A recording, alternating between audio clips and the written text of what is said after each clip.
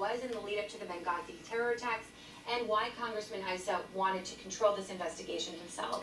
Yeah, I think that one of the big things here and the big takeaways in these latest emails that we're getting out of the State Department is that, you know, there's a little bit more Republican involvement than had originally most people had thought. Both parties here. Yeah, they're quick to go after Hillary Clinton on this, and she has her own things she needs to be held accountable for, but the Republicans weren't innocent in all of this. And what we've learned through some of these emails, and this is just a copy of the State Department email that we received, and it brings Rogers into this discussion.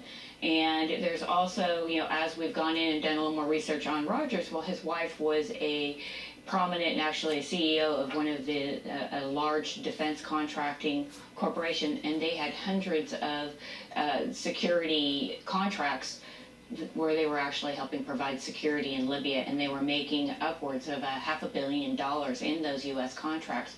That's confirmed on USAspending.gov, so we do know those contacts, those actually were out there and they existed. Now, both Rogers and his wife quietly resigned in December of this last year, trying to kind of, you know, sneak away. So we know Rogers is not going to face much under the House Ethics Committee, but he will, if they find any kind of wrongdoing or any kind of illegal actions, him and his wife could be held accountable in a court of law at some point. We don't know where that's going to go. We reached out here from San Diego 6 to Darrell Issa's office.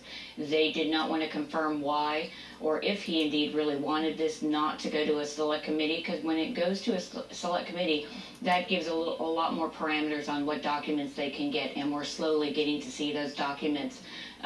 One of the questions I had, I think one of the big things is the Defense Intelligence Agency, 10 days before the actual attack on Benghazi, had a threat assessment out saying that an attack was imminent in Benghazi. I reached out to DIA yesterday to find out if they would acknowledge this. They said yes, and I asked if they would notify Aegis Contracting, which is what Rogers' wife was under. You have known about this for years. I mean, this is not new. So I want to send you to SanDiego6.com because a lot of Kimberly's reports are there, so you can read them in their full capacity. So thank you, as always, so much for your time. Thanks. And still ahead, we